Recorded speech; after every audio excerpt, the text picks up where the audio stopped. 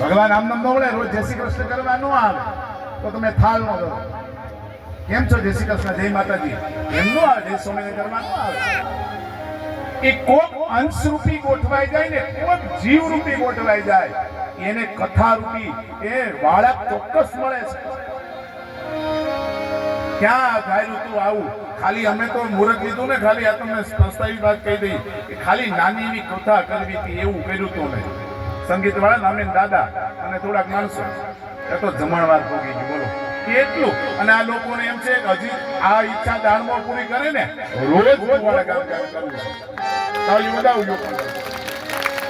આથી વિશેષ ચર્ચા ન હોય.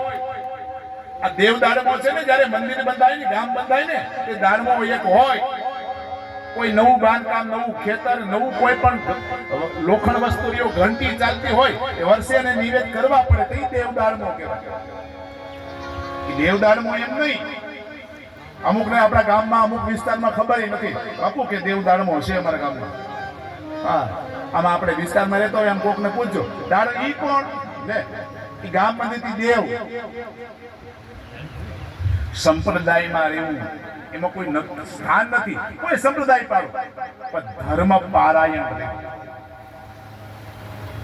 ગામમાં કેટલા મંદિર છે, કેટલા દેવ છે, બધું જોવું સંસ્કૃતિ છે આપણી. આજે પેલી વેલી સૌરાષ્ટ્રની અંદર દેવ દાડમાની કથા થઈ હોય તો બારણે આંગણે થઈ. સાહેબ તાળીથી બતાવો એવું મંડળ ને પેલી વેલી કોઈ આમાંથી કહી દે દેવ દાડમાની ગામમાં કથા કરી.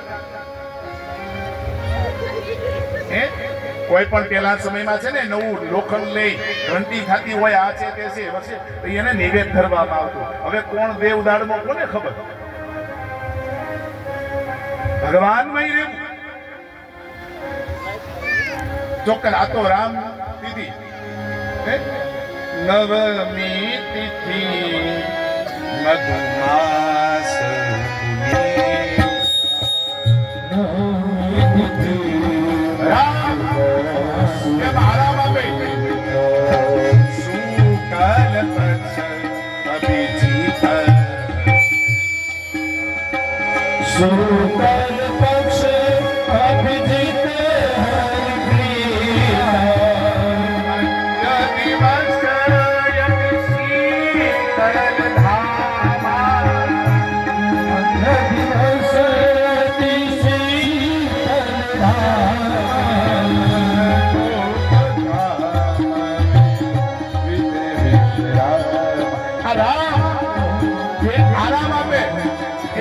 તાળીઓથી